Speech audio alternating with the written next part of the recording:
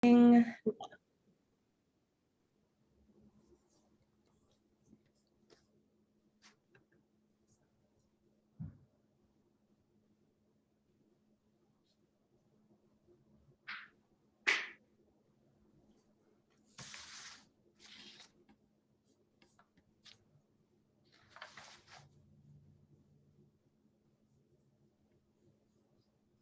folks, we're just giving a few moments here at the top for Zoom to let everybody in before we get started with tonight's event. If you are already logged into tonight's webinar with us, you can open up your chat window and let us know where you're zooming in from, and also find some information about how to purchase books by tonight's featured authors.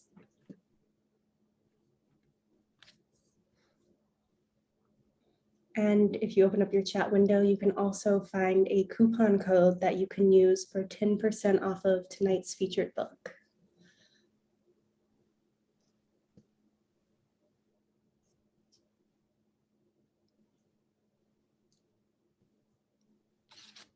Good evening and welcome to tonight's live online author event with Greenlight Bookstore. I'm Chelsea from Greenlight, and we're thrilled to host tonight's event with Gioia Diliberto, presenting her new book, Coco at the Ritz. She'll be talking with Dawn Tripp, so you're in for an excellent time. Before we start, I just want to say a huge thanks to Gioia, Dawn, and the team at Pegasus Books for making this happen, and to all of you for showing up. Although we're not able to host events in our store spaces, our community of authors and readers is still here. We're grateful for your support and for the chance to make this space for conversation and connection. Now, just a few housekeeping things. In our Zoom webinar tonight, you can see and hear the speakers, but they cannot see or hear you. They can see that you're here though, and there are a couple of different ways you can interact with the authors and with each other throughout tonight's event, which we highly encourage. The first is the chat, which you can find by clicking on the icon that looks like one speech balloon. You're welcome to post your comments and thoughts in the chat. That's a great way to show your appreciation for the authors and interact with fellow attendees. If you have a specific question you'd like to have answered by the author, please post that question in the Q&A module. You can find it by clicking on the icon that looks like two speech balloons. We'll be pulling questions only from the Q&A to be answered in the later part of the program. And importantly, tonight's featured book, Coco at the Ritz, is available for sale from Greenlight Bookstore. You can shop in person from 10 a.m. to 8 p.m. at both our Fulton Street and Flatbush Ave stores, where you can purchase Gioia's book and many others on site. You can also order online at greenlightbookstore.com for a quick pickup at the store or for shipping anywhere in the US. I'll drop that buy link in the chat. As thanks for attending tonight's virtual event, we are offering 10% off the featured book. Enter coupon code GreenlightEvents10 into the coupon discount section at checkout online for 10% off. If you care about supporting the careers of authors and the ongoing existence of independent bookstores, buying tonight's featured book is a great way to show your support. Our interviewer tonight is Dawn Tripp. Her fourth novel, Georgia, was a national bestseller, finalist for the New England Book Award, and winner of the Mary Lynn Kotz Award for Art and Literature. She's the author of 3 previous novels, Game of Secrets, Moontide, and The Season of Open Water. She graduated magna cum laude from Harvard and lives in Massachusetts with her sons. Her 5th novel will be published by Random House in 2023. Dawn will be speaking with our featured author, Gioia Diliberto. Gioia has written biographies of Jane Addams, Hadley Hemingway, Diane von Frensburg, and Brenda Fraser, as well as the critically acclaimed novels I Am Madam X and The Collection. Her books, which center on the lives of women, have been translated into several languages.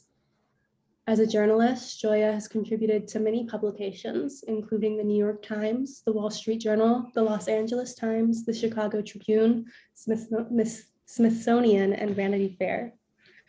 She also teaches writing and has taught at Northwestern and DePaul universities and the Savannah College of Art and Design. Gioia lives with her husband in Woodbury, Connecticut.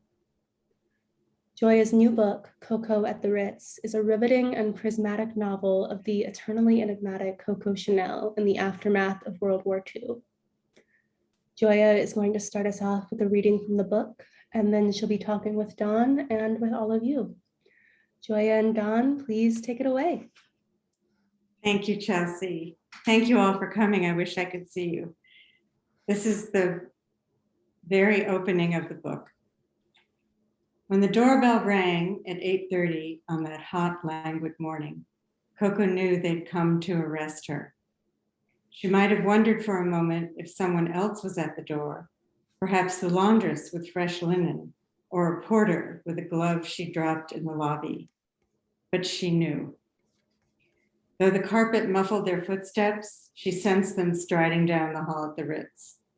Coco and her animal cunning. She knew from the fierce jangle of the bell, from the way the maid's heels clicked so frantically across the floor, and the door roared open, she knew. She crushed her cigarette in an ashtray. Her body trembled, surprising her. Lighting another cigarette, she took a moment to pull herself together. The room was warm, with the white morning sun slanting through the windows, and the air had a stale floral scent, the mixed fragrance of No. 5 perfume, tobacco, and pink roses, which were displayed on the tables in crystal vases. Until that moment, she hadn't thought she'd be arrested. Now she began to worry as she peeked out of the bedroom door and saw the soldiers, the two young men from the French forces of the interior, standing in her suite with their guns and their grim expressions. Spots had already fled Paris with the retreating Germans, and Coco was alone, as she'd so often been in life, with her fame and her money and her secrets, which kept anyone from getting too close. Of course, the men have come for her because of Spots. And that wasn't fair, because her German lover wasn't really a Nazi. He wasn't a cold-blooded killer. His mother was English, after all, and he'd lived in Paris for a third of his life. Why should she feel guilty about Spots? Anyway, she wasn't going to hide in the closet or jump out the window. She wasn't a coward. There was a soft knock on the bedroom door. Coco opened it a crack and saw the maid. "Mademoiselle, what should I do?" the maid whispered. "Ask them to give me a minute to dress," Coco said. "If they take me and I'm not back in 2 hours, tell the manager at the boutique to call Winston Churchill." "The Prime Minister?" "Yes, his private number is in the book in my desk." Coco pushed the door shut and flipped through the hangers in her closet, deciding on her No. 2 suit in navy blue jersey, a more casual version of the No. 1 model she'd worn in her working days. From the jewelry box on her dressing table, she took 3 strands of pearls and a jeweled enameled cuff. She looped the pearls around her neck and secured the cuff on her wrist. Then she reconsidered the jewelry. No need to call attention to her prosperity. So she stuffed the pearls and bracelet in a drawer. Coco was 61, though she looked younger thanks to expertly dyed brown hair and good bone structure. Now, arranging her face in a determined expression, she smoothed her skirt and opened the bedroom door. 2 ordinary youths dressed in brown slacks and plain white shirts stood in the foyer. She eyed the shiny pistols jammed into their belts. Their shirts flashed armbands emblazoned with FFI and the Cross of Lorraine, the symbol of the French forces of the interior, the loose band of resistance fighters, soldiers, and private citizens who'd taken up arms in the aftermath of the Germans' departure. "Gabriel Chanel, come with us," said the taller youth. He had a spray of adolescent pimples on his cheeks, but his fine brown hair was already thinning. "By whose order?" she asked, louder than she intended. "The people of France and the victims of fascism," said the second youth. He was short and stocky and looked even younger than his partner, with smooth pink cheeks and curly chestnut hair. The maid was sobbing now, her face buried in her hands. Do you have any identification? Coco demanded. They would never see her cry. You must come with us, said the taller youth. Who gave you your orders? If you don't come voluntarily, we'll take you by force. Coco clasped her hands to stop them from trembling. On what charge? The taller boy spoke in a harsh, unflinching voice. Treason. Thank you. Thank you, Gioia, for that reading and also for this mesmerizing new novel.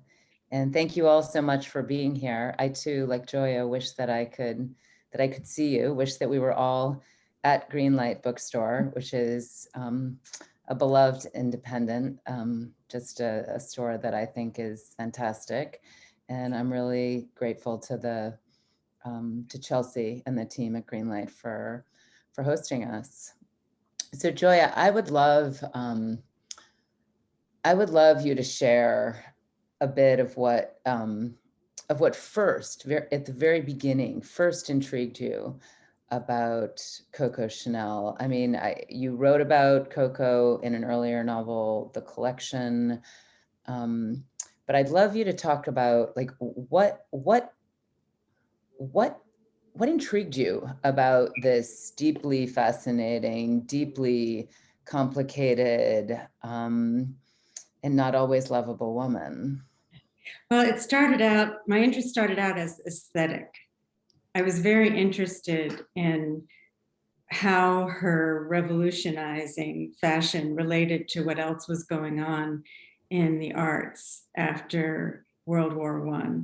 My first novel that you mentioned was set in the aftermath of World War I in 1919, when the world had exploded and everything was being made anew.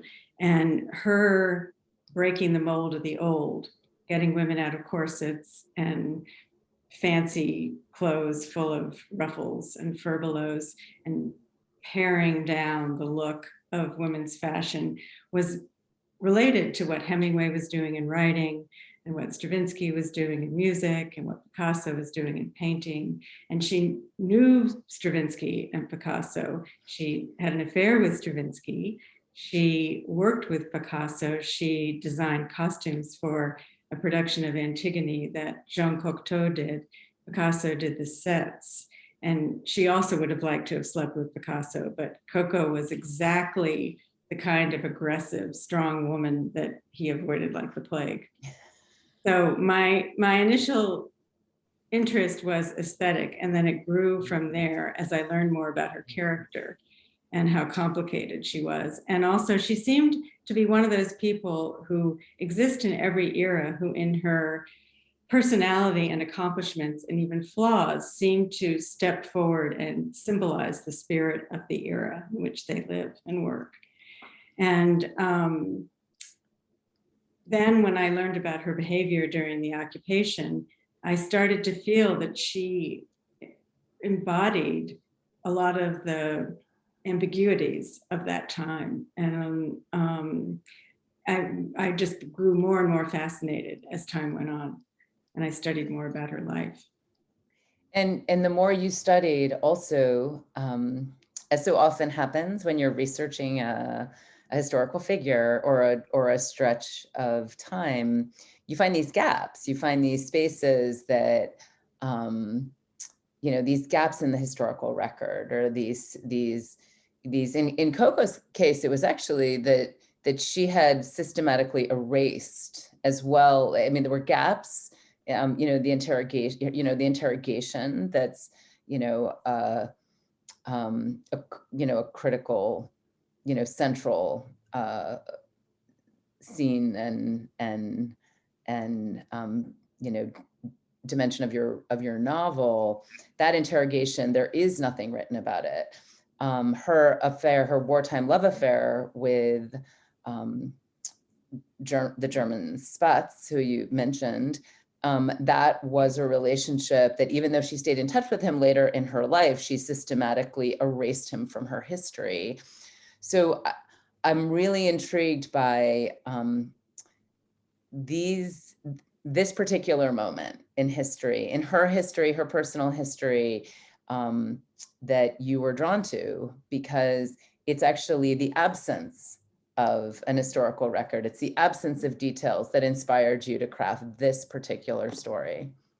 Well, when I learned that she had been arrested and interrogated by these guys, the FFI, who were going around France and grabbing women who had slept with Germans, and in some cases just rumored to have slept with Germans, and some of them were teenage girls.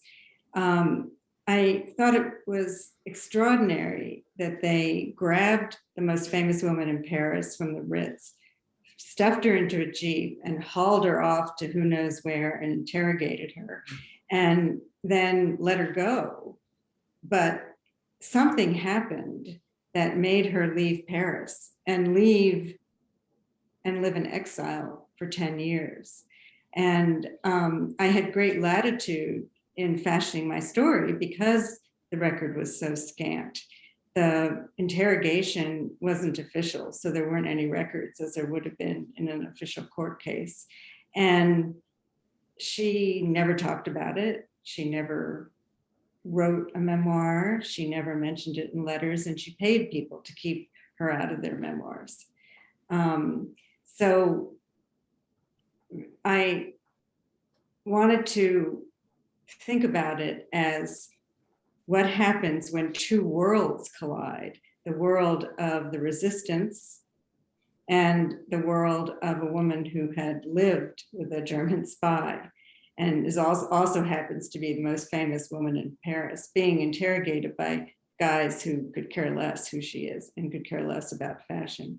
And so I envisioned it as this battle of wits between the famously acerbic Chanel and two very hostile young men.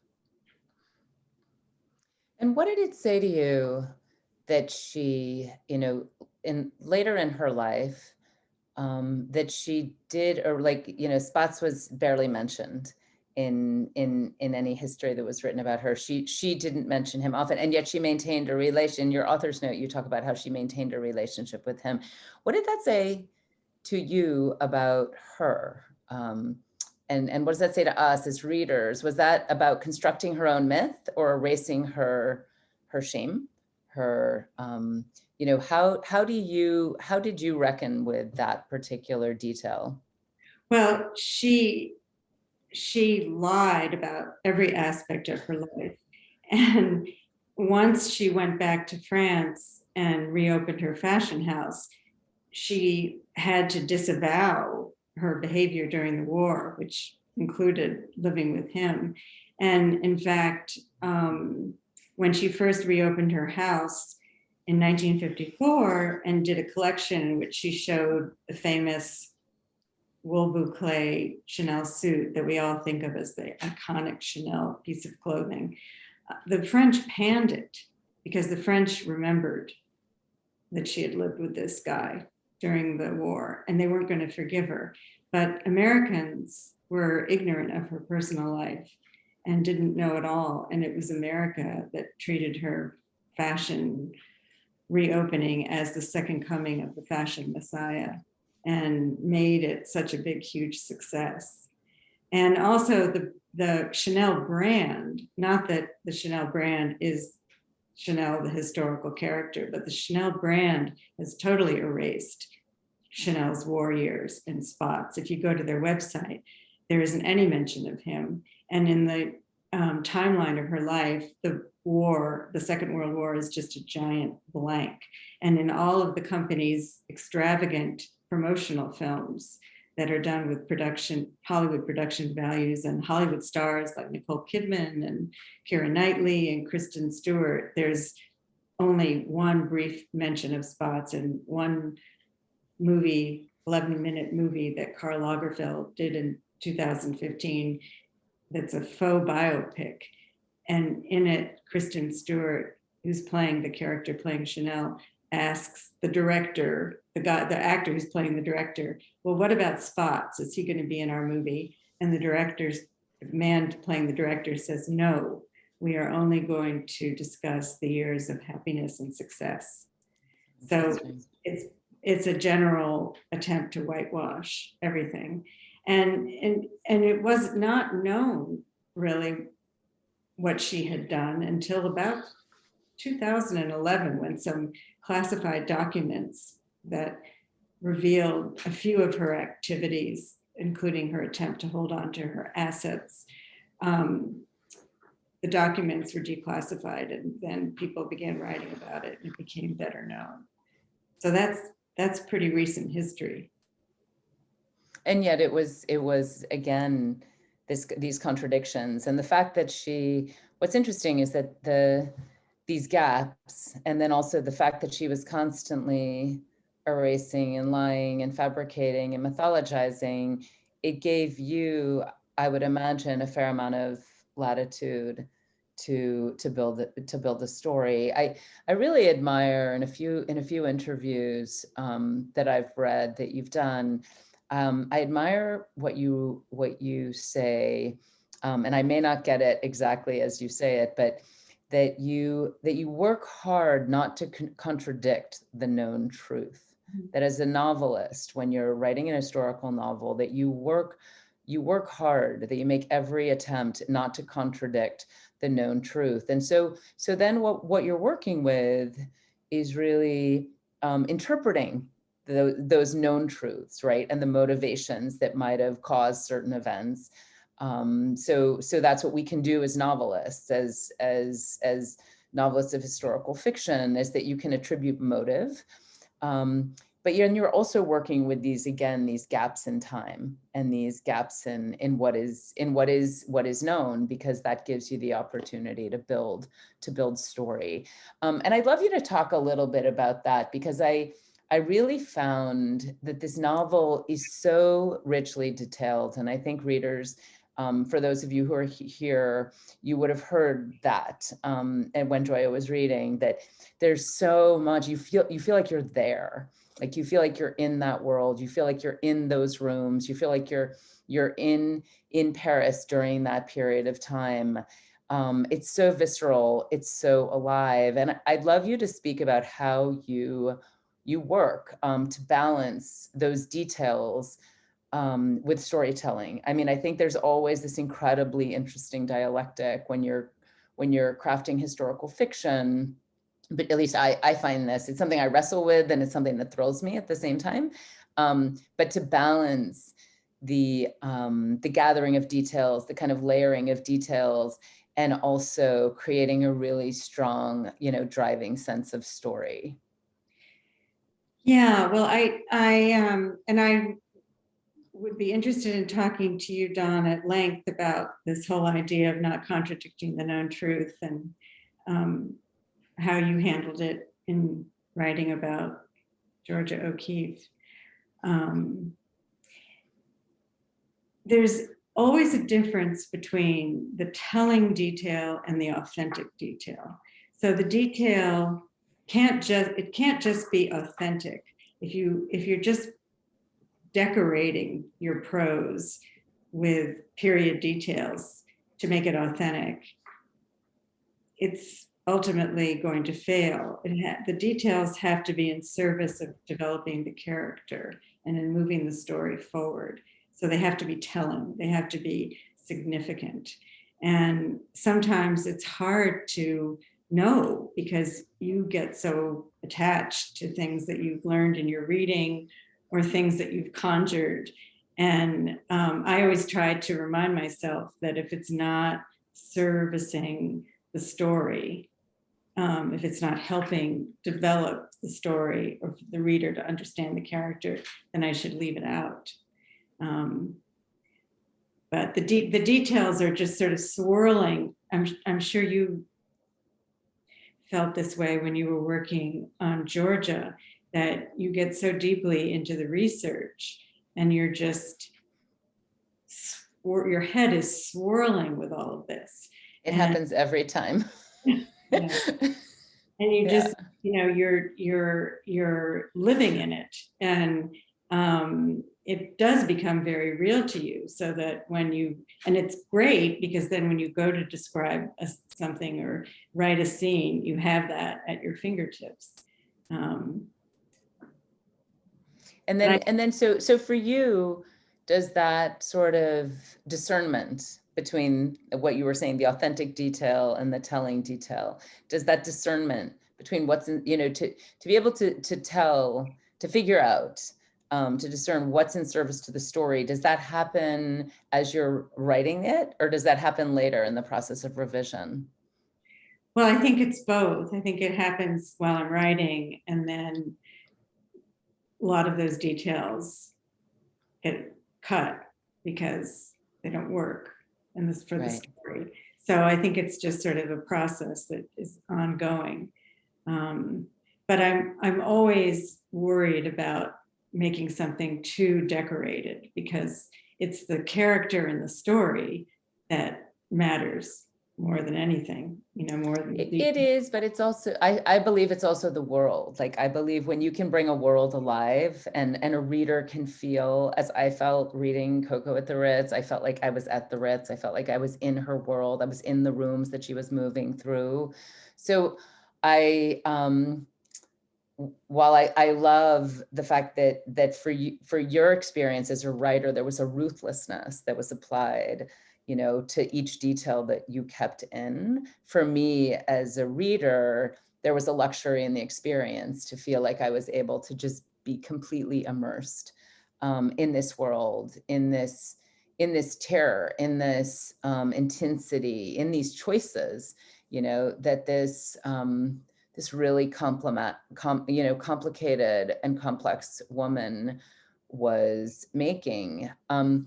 I love the word that's been used to describe this book, prismatic, because to me, the novel itself is prismatic, like not just Coco, but also like this is a mystery. It's a war novel. It's a love story, and it's so multifaceted. And as is its protagonist. And I believe that fiction can often allow us to, to really work into more complex emotional truths. And Coco, as a woman, I didn't always like her as a woman. I did, but I really, really loved her passion for her art and her passion for the world of her art. And as complex as that was, she's vulnerable, she's flawed. Her actions often contradict even what she, her interior monologues. Like sometimes she'll feel one thing acutely. She'll have a moment of intense self-awareness. And then a moment later, a scene later, a beat later, she's managed to kind of, she's able to rationalize, actions that feel chilling.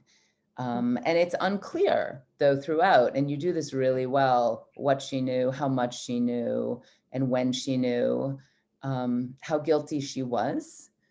And what is clear though to me, again and again, is that she's a woman alone during a war and focused on her own self-preservation and her, her fight to survive. And I'd love you to talk a little bit about that dimension of her character, that survivor dimension of her character. That was certainly a key element of her character. She'd grown up in the grimmest of circumstances. Her mother died when she was 12, and her father, who was an itinerant peddler, put her in a convent orphanage in rural France with her two sisters, where she was unloved and uneducated. And at 18, she was kind of thrust out into the world. And she had this ambition to be somebody. And it just grew and grew. It was just this fierce need inside her. And there was never enough, no matter what she achieved. She wanted more. And it was because she could never fill that void, not to be too Freudian about it, but she could never fill that void of, I'm an unloved orphan. She was always fighting against that feeling. And in fact, the reason she got into fashion, I think, is because as a mistress of a wealthy aristocratic young man when she was in her early 20s. She was his second string mistress, and she was not brought to the fancy balls and was kind of kept in the kitchen when his fancy friends came over to entertain. And the only power she had over this man and his fancy friends and the other women in this circle was in her appearance. And so she fought to look exactly opposite of what a kept woman was supposed to look like, and to also capture the independence and the power of the men whose lives she craved. She wanted that independence and that power, and she could only do it through clothes. And so she, if you look at a picture of her at the racetrack in 1909 versus the other women, they're all in these very fancy clothes and corseted and wearing lots of jewelry, and their hair is all done up in a very fancy way. And here's Coco in a man's coat and a tie and a white shirt and a little boater hat. So, you know, this drive never abated. It was just the force in her life that kept her going. I'd love you to speak more about also the moral ambiguity, and that kind of, you know, in many of her actions, she seems to lack conscience, like any conscience, and she isn't always likable, but at the same time, she has this savvy, penetrating insight. At one point during her interrogation, she observes the way women are vilified for the sins of men. And also during her interrogation, she is aware that she talks about how she's aware that she is being punished, not just for her actions and for sleeping with spots, but also for her arrogance, which ultimately comes from her sense of power. And I would just love you to talk about, again, that kind of, that really uneasy, that kind of constantly uneasy tension in her character. And because that's a really complex thing to have done, for you to have created a character who is she's so many different things, often at once. Well, thank you for those kind words about it. I envisioned her as someone who would feel shame, and who deep inside knew that she was making terrible choices, and knew that she shouldn't be doing the things that she was doing, and suffered because of it on some level. And so, when I decided that I was going to go that route with Coco and not make her a monster of evil and wickedness, which I don't think in real life she was either, that helped me bring out the vulnerability in her and the fear in her, because I think that's a much more interesting character than somebody Right. who's completely wicked. And I think that it was a lot of her attraction to spots was weakness more than wickedness. She did do some wicked things, but and she suffered for doing them. And I have her suffering in the novel. I show her suffering. I don't know if that answers your question. It does. It's just, so for you, what was interesting was finding those there is throughout the novel, there's a theme of how things become during this time of the occupation. The lines are more starkly drawn. There are, there is good and bad. There is a we and a they. They're like things are extremely, those lines are drawn. They're starkly divided, and yet this woman is constantly playing in the. It's not even the gray. It's just that she's always moving among these different sides, and the singular, the deep singular. The place where I found that I could really connect with her, as I kind of alluded briefly to earlier, was her art and her passion for her art. And like O'Keeffe, who I wrote about in Georgia, Coco Chanel was deeply passionate, fiercely protective of her work, her art, her legacy.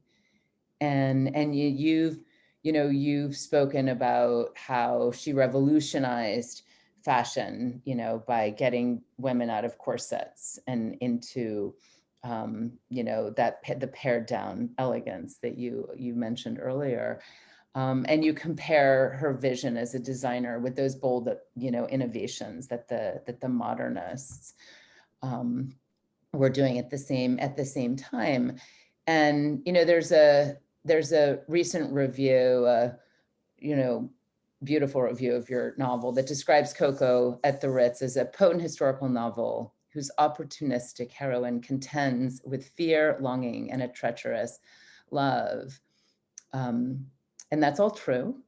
But to me, the heart of what makes this novel brilliant is not just this treacherous love, not just this love affair with Spots, but also her drive, and her passion for her work and her faith and her driving need, because that is singular. That is a constant, her need to get back to her art, her desire to return to her work and reopen her studio. And I sense that you were really intrigued by what drove these contradictions and what was the singular driving force within her life. And because, her desire really shaped events. It shaped the lives of those around her. In certain cases, she made decisions that, had profound impact on the lives of those around her, and how she chose to act in her mistakes and what she chose to see or believe. And I'd love you to talk a little bit about that drive, that sort of singular focus, and how it impacted, and that impact.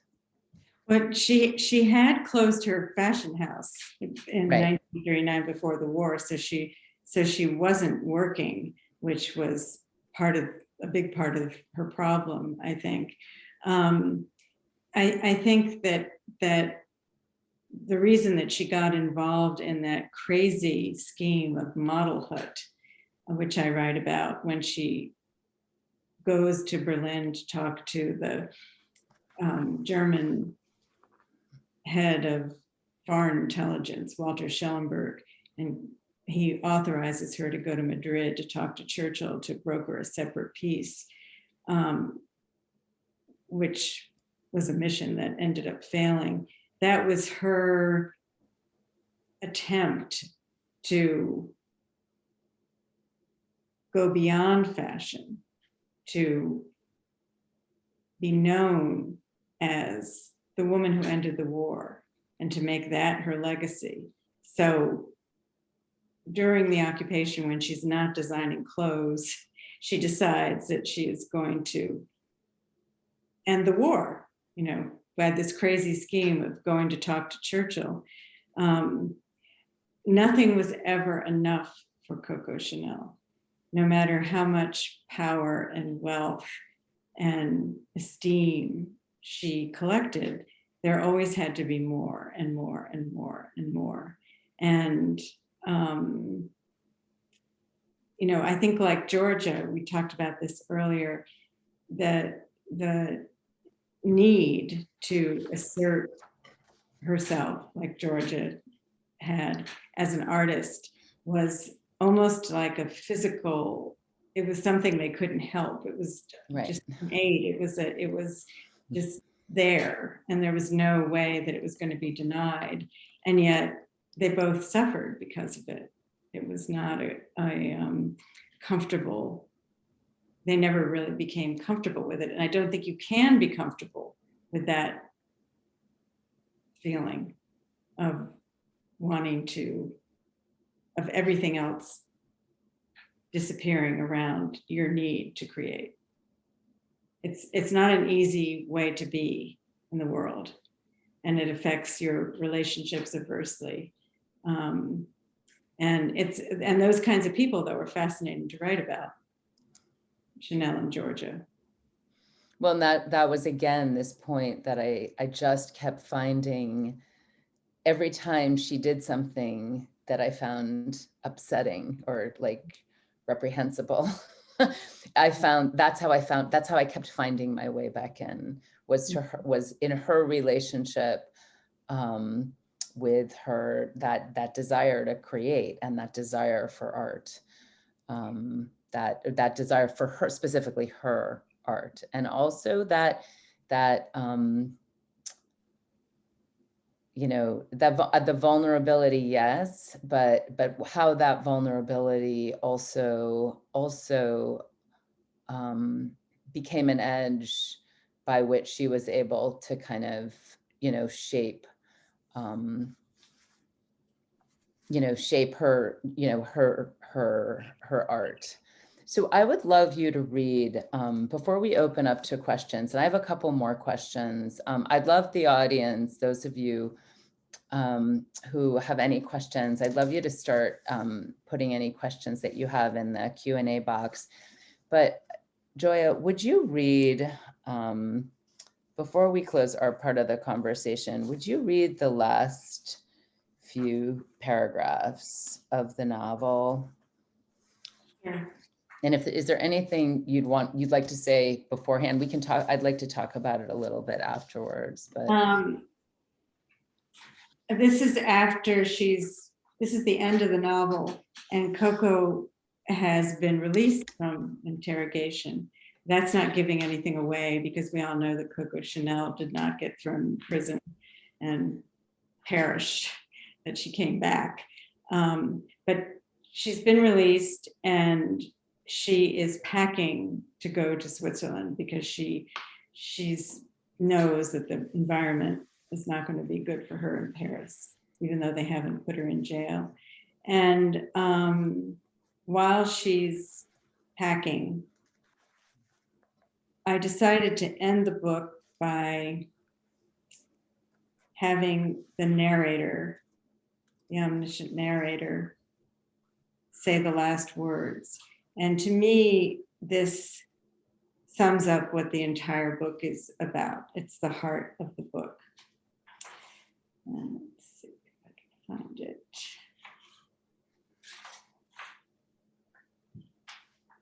Across the street, in Coco's boutique at 31 Rue Cambon, the vendeuse Angeline was giving away Chanel number 5. An American soldier, one of thousands, would return home with a bottle in his rucksack.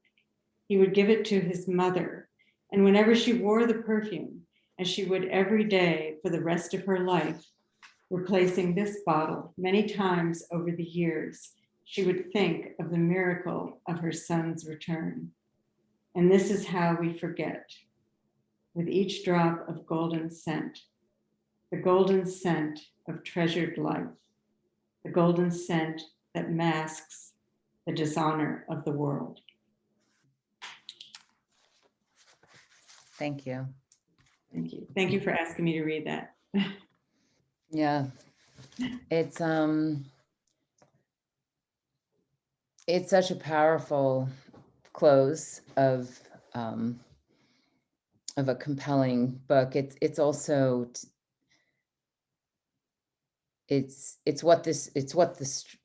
sums up, as you say, what the story is about, but it also speaks to why the story is relevant today. And I'd just love to hear any thoughts you have on that, or any feelings you have on why Coco and her story, and specifically this corner of her story, you know, what drew you to write it now? Well, I mean, we're living in this time where there's so much evil. There's, extremism and anti-Semitism and hate has exploded anew. And I think her story is a cautionary tale about the importance of fighting against that and standing up against evil when it stares you in the face. And I think that it's hard because I think that if you, on the side, there's more evil in the world probably than goodness, or at least the evil is stronger.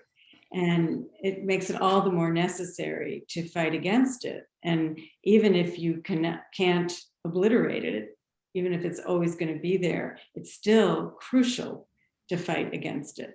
So, and to not give up and to not say, oh, like the French did. Right. The Germans are here. They're in control. No, you have to fight against it. You have to, resist, basically. And that's what, we should all do in our lives if we can, even at the most basic, simple level of when you're pulling into the grocery store parking lot and somebody is pulling in to a space and you get there first and steal it. You don't do that. In your own life every day, you can do the right thing. And I think that her story is a cautionary tale about the importance of doing the right thing. That's how I see it anyway. And about a woman who didn't always do the right thing. And a woman who really did the right thing. Right, right. And when it mattered, I mean, when exactly. A lot of her decisions were, as people will find out when they read the book, were very costly to those around her. Well, and ultimately, this dynamic of power in the novel, as again, I touched on briefly before, is really interesting to me. It's because she had, for a woman of her time, like she had a considerable amount of power. She had, extreme influence. She had, really, influential friends, and she, had already been so successful. So she had a degree of power. But when she got into that, when she was dragged into that interrogation room, and even when she met Spatz, there's an earlier passage which,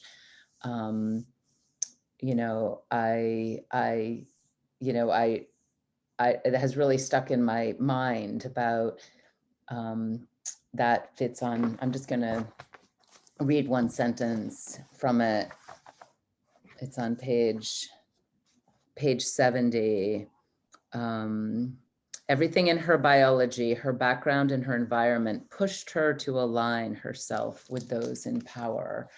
And that was at one point when she realized she'd made the wrong choice, to align herself with those in power. But that question of power, on the one hand, she's a powerful woman, but she also feels like almost powerless in certain moments in this novel, in relationship to, sometimes in relationship to Spatz, sometimes, in relationship to the French forces of the interior when she's being interrogated, and the interrogator and the boy, like, who are interrogating her. Like, she just feels like she has been stripped of her power. And there's an unbelievable scene towards the end of the novel, with a pair of scissors that you must buy the book to read this incredible moment, because it's so emblematic of those forces of power and how she wrestled with that in her heart and also, in her life. So do we have any questions? Are there any questions from any of you here? I so wish we could see you, but it would be great if you wanted to ask a question, and you can type it into the Q&A. If not, I have a few more questions.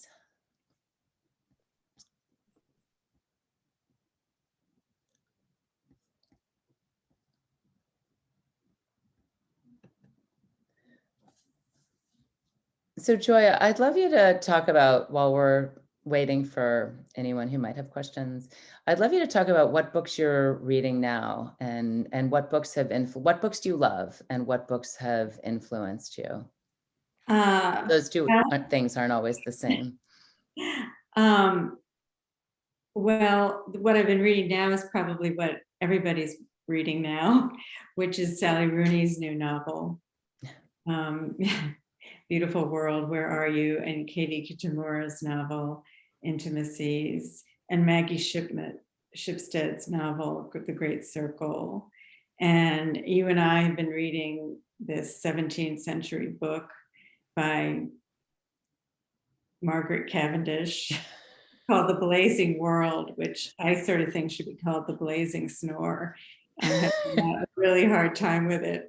I don't know if anybody in the audience has heard of this book, but it is supposedly the first science fiction book, and I find it pretty hard going. So it's mercifully short in any case. But I've been reading a lot of fiction lately.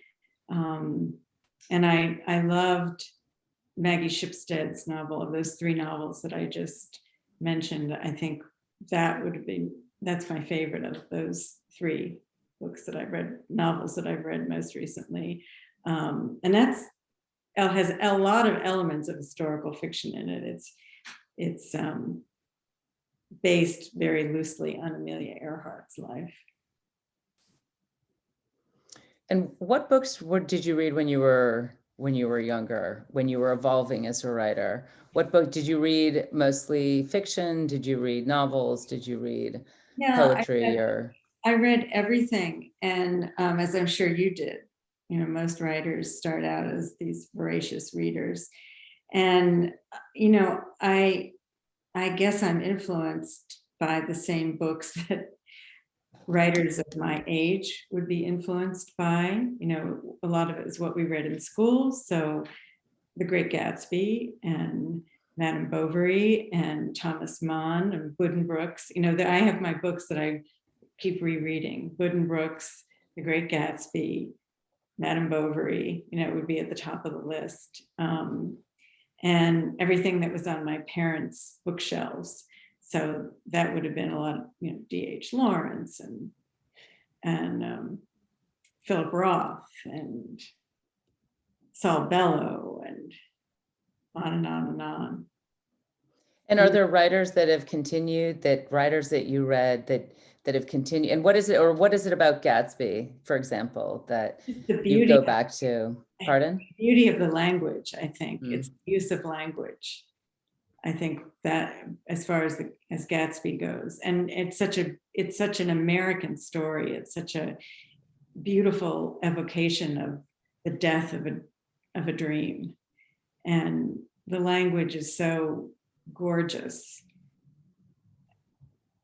and perfect, I think, and that's why I keep going back to it. The same with Madame Bovary. Even though I read it in translation. I wish my French was good enough to read it in the original. So it's often the use of language that keeps me going back to a book. Great. Well, I think we have time for one more question, and I'd love to know, you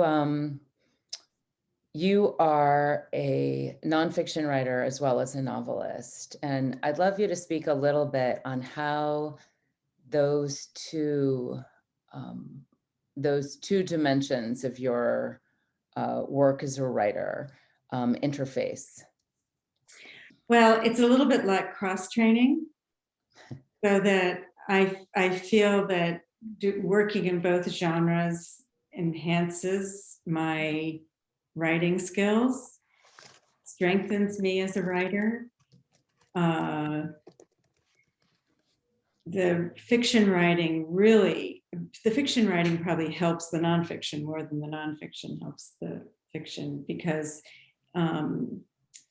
when you write fiction, you learn storytelling skills that a lot of nonfiction writers have trouble with. And so it gives you a great sense of how to pace a story and how to be descriptive, how to use language. Nonfiction is very helpful for research, learning how to research and use documents. But I think that fiction writing really makes you a better nonfiction writer. I don't think nonfiction is really very, very good for fiction. In fact, can sometimes be a hindrance, because I find that when I'm writing a novel, my nonfiction self wants to intrude in ways that are counterproductive, but I think that I'm a better writer for having written in both. Both. Great. Great. Thank you, Gioia, so much. Thank you all so much for being here. I think that Chelsea's gonna, hi, Chelsea. Hi, Chelsea. Thank you again for Hi, hosting us here. Thank you so much, Dawn and Gioia, for such a wonderful conversation. And thank all of you for coming out and spending this time with us tonight. A reminder that you can buy Coco at the Ritz through Greenlight bookstore. I'm pasting that book buy link and the coupon code for 10% off in the chat again. You can buy online at greenlightbookstore.com for shipping anywhere in the US, or for in-store pickup if you're local here in Brooklyn. Or you can stop by the stores 10 a.m. to 8 p.m. daily and pick up a copy in person. Thank you both so much again for a wonderful evening, and everyone have a great rest of your night. Thank you so much. Thank you. Chelsea. Okay. Thank you, Dawn. Thank you, everybody. Thank you.